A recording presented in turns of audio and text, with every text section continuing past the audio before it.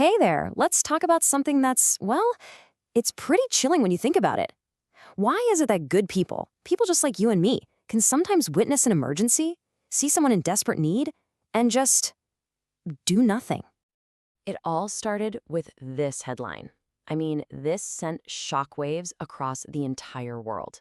It gave birth to a huge psychological puzzle that all centered around the tragic murder of a young woman named Kitty Genovese. The easy assumption was that these witnesses were just callous New Yorkers who couldn't be bothered to care. But a couple of psychologists, John Darley and Bib Latané, they suspected something else was going on. Something deeper. A powerful, invisible force that can paralyze even the most well-intentioned people. And it turns out they were right. The mere presence of other people fundamentally changes how we behave. And it's not about being a bad person. Not at all. It's about these hazards of the herd. There are 3 powerful psychological mechanisms that just kind of trip us up. Okay, so the first force is called pluralistic ignorance. It sounds all academic, but it's a simple and really dangerous idea. If nobody else is reacting, it must not be an emergency. We see this all the time. Think about it. You're in a lecture, totally confused, and the professor asks, "Any questions?" You look around, see a sea of blank faces, and you just stay quiet. You assume you're the only one who's lost. We all look to others for cues, and when we all put on that poker face to avoid looking silly, we collectively define the situation as a total non-event. The second force? That's diffusion of responsibility.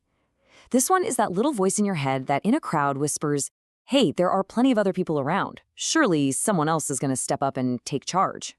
It's like the responsibility to act just shatters. It spreads across the crowd until each person's little piece feels too small to even matter. We feel anonymous and we think, someone else will pick up the slack.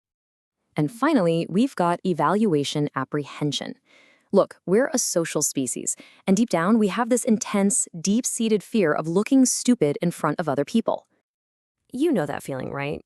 What if it's not a real emergency? I don't want to make a huge scene and get all embarrassed for overreacting.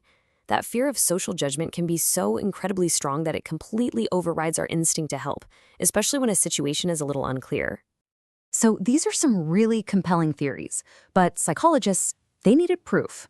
So Latané and Darley took these ideas straight into the lab. They designed a series of now famous experiments to see just how powerful these hidden forces really are. So in one classic study, they had participants in individual rooms talking over an intercom in what they thought was a group discussion. During the chat, a pre-recorded actor suddenly pretends to have a severe seizure and starts calling for help. The key variable, though, was how many other people the subject believed were also on the line. And the results? They were absolutely staggering. When a participant thought they were the only one listening, 85% of them went to get help.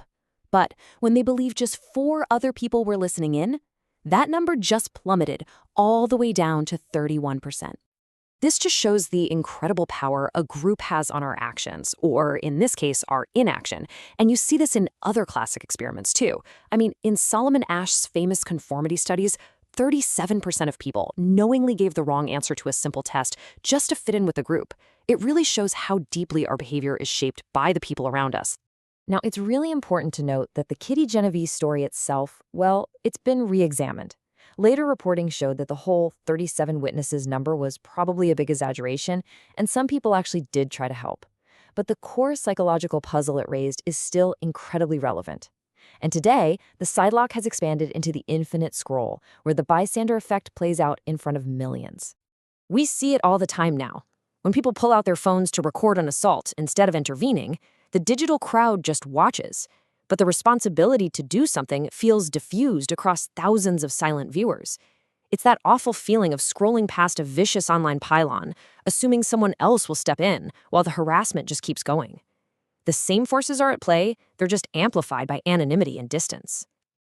So this all sounds pretty discouraging, I know. But here's the crucial point. Knowing about this psychology isn't just some academic exercise. It's the key to overcoming it. Research shows us exactly how to break the spell. And this right here illustrates the antidote perfectly. See, the bystander effect absolutely thrives on ambiguity and diffusion. The solution? You destroy both of them with clarity and directness. By singling someone out, pointing at them, Making eye contact and giving them a specific command, you make them an individual again. They're no longer anonymous in the crowd. You make them responsible. This quote from Martin Luther King Jr. really hits home, doesn't it? It reminds us that inaction, well, that's a choice too. The silence of good people can be just as damaging as the actions of bad ones, and understanding the psychology of that silence is the very first step toward finding our voice. So here's the takeaway from all this. The bystander effect is a powerful force, for sure, but it is not unbreakable. The power to transform a crowd of passive onlookers into a group of active helpers can start with a single, clear, direct voice. The only question left is, will it be yours?